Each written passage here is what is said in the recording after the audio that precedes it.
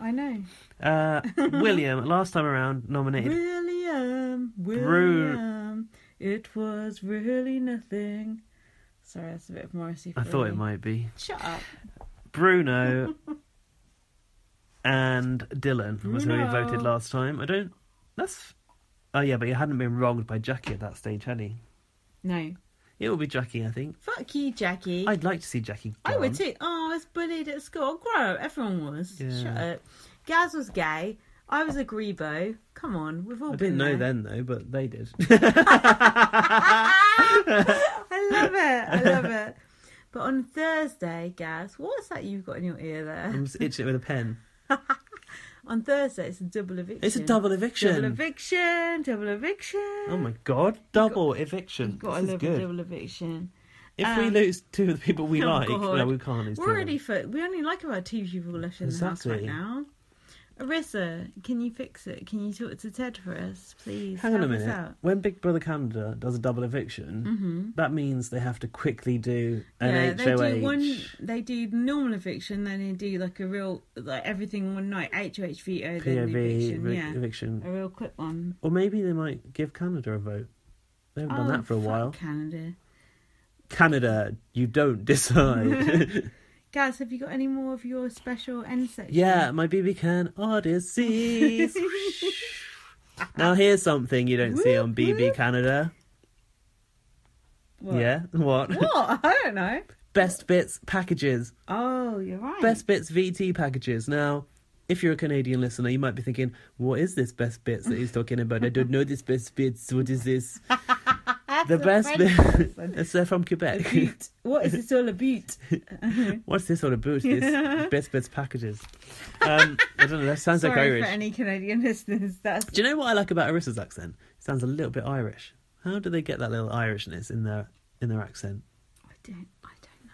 Anyway, you don't get Best Bits VTs. Now, this is integral to every single Big Brother UK eviction, isn't it? So you come out of the house, you get booed to shit by the crowd. That also doesn't happen on Canada. Get papped by the paparazzis. You get whisked into a little studio, and Emma interviews you for 8 minutes. Off. Yeah, if you hated the chanting from outside comes in, it's off. Even from if the you're crowd. like proper racist on BBUS, you don't even get even a boo. Oh, you said it's just like a silence. Yeah, someone was like, "Oh, they're Japanese, they can't see in the dark or something." I don't know. There's something like proper. No, wasn't it that you racist. can see their teeth in the dark? Wasn't it? It was as something. a black person. It was something awful. Outrageous. That person still didn't get. They got like the tiniest little like. Why was that person not evicted forcibly out the door? That's not what happens on BBUS. Because it's the views of the contestants, not the show. That person could have won it. That's fucking hell. That's kind of what's good about it in a way, though, because it's that person's just left there like marinating in their own racism, and then the hate against them just grows stronger and stronger and stronger. And in a way, it's quite interesting. But the audience doesn't have a chance to take them out, which is more frustrating for the viewer, surely. It is, but in a way, it's good because you get to see them reveal themselves. Yeah, it's like all this hate is building up, and that person doesn't know, and then people are like, "Oh, maybe this person's really popular outside," and there's something in that like not knowing. It's like. Do you remember that? It's like Nasty Nick. Yeah, remember that person who got on that plane like in real life, and they're like, "I'm going to Africa. Hope I don't get AIDS." Like someone just said something really offensive, and they're like, "Oh, not really. I'm straight or something." And then by the time they got straight people can't get AIDS. And then by the time they got off the plane, like everyone was just like they got sacked from their job and this and that. That's what Big Brother is like. It's like they're in that little bubble and no one knows what's going on, and we get to be as like. We get to hate them as much as we like. And it's like a thing. It's like a mob mentality, but it's like, because you're in the right, it's like, it feels good and like, oh, we're right and they're wrong and they're racist and they're a bad person and we're a good person. Especially the modern Colosseum. Yeah. It's exactly like that. And with the UK one, it's like, oh, within a week, you'll be dealt with and you'll be out. Yeah. With the American one or the Canadian one, it's like... 4 weeks, you could still be in there and have revealed even more. And people hate you more and more, and they've rang your job and they've got you sacked and they hate your family and they've fucking sent shit to your house and they're like basically just hate you so much. And it's fascinating in a way. It's disgusting in a way, but it's fascinating in a way. This has turned into another Odyssey. of how each version deals with racist. It's like a psychological. That's like the main thing I like about Big Brother. Though it's fascinating psychologically.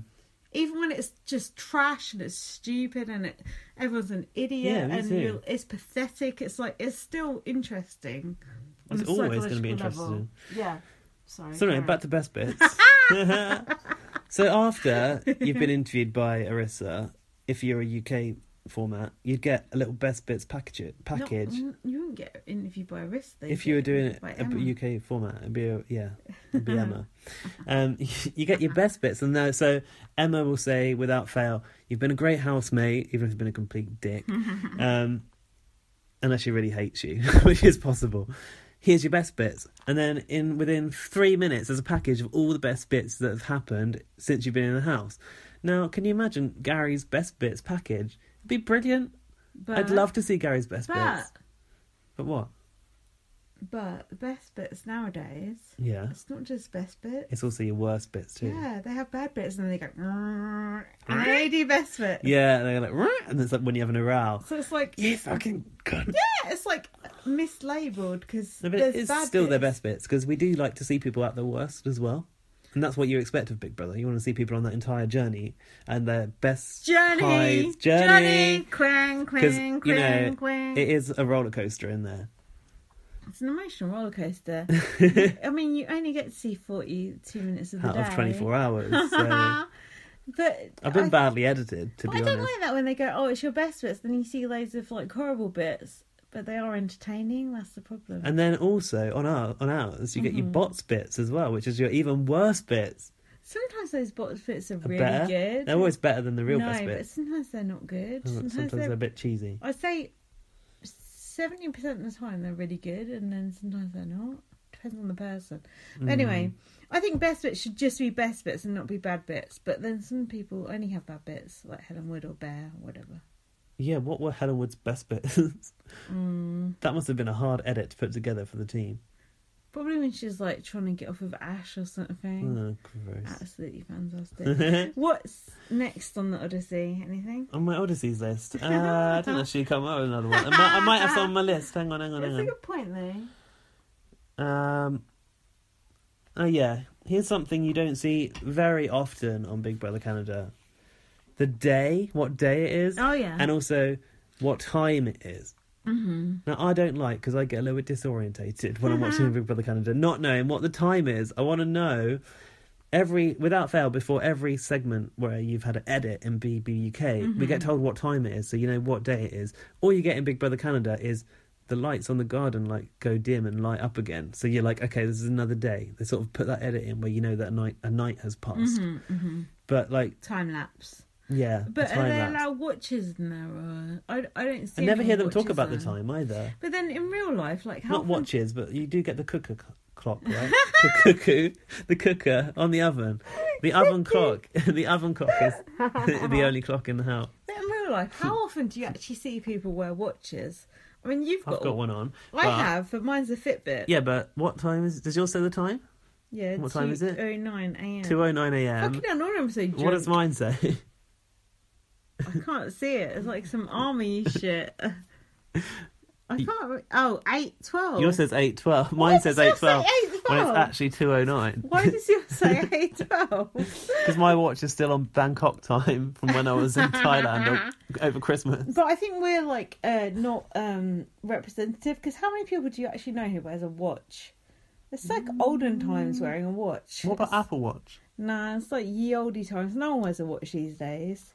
If you like surveyed like 100 people, I reckon only like 10 people would wear a watch. Or I think 20, it's more than that. 20 at the most. Most people I know wear a watch. Nah. We'll get back to this one next week.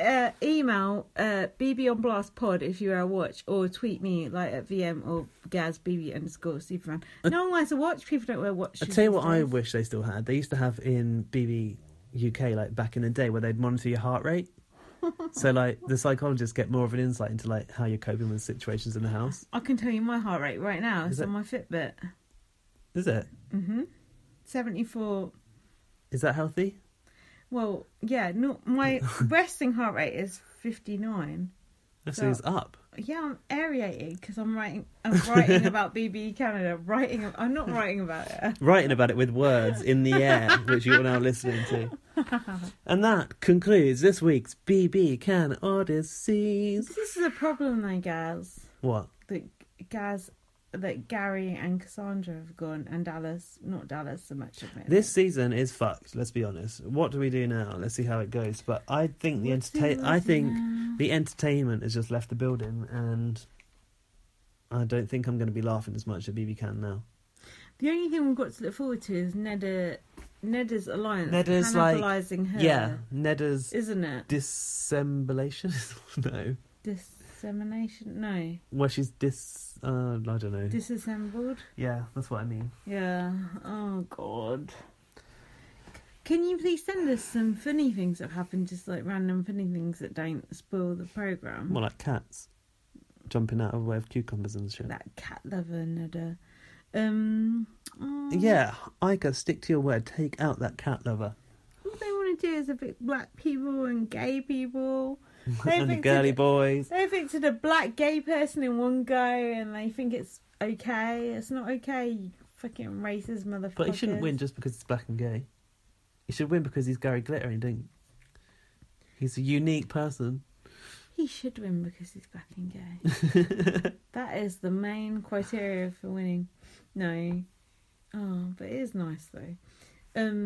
Oh God. What was nice? We watched sort of watched live on Facebook too, and Arissa's clearly was really kind of feeling for Gary. Mm-hmm. They're like properly friends, you can tell. I mean, they worked together for ages on Sideshow, didn't they? Yeah, why did they get rid of Gary for Sarah Hadland? She's not even interesting or good. Why was Godfrey not on this year? Why is Bruno there? Why is Dallas there? Although Dallas is gone. It's going to be a long old season. How many weeks are left to go? It's only just begun. We're a couple of weeks away from jury, apparently. Which means Neda's power will wear off. How many weeks do you give it after Neda comes off her immunity before she goes?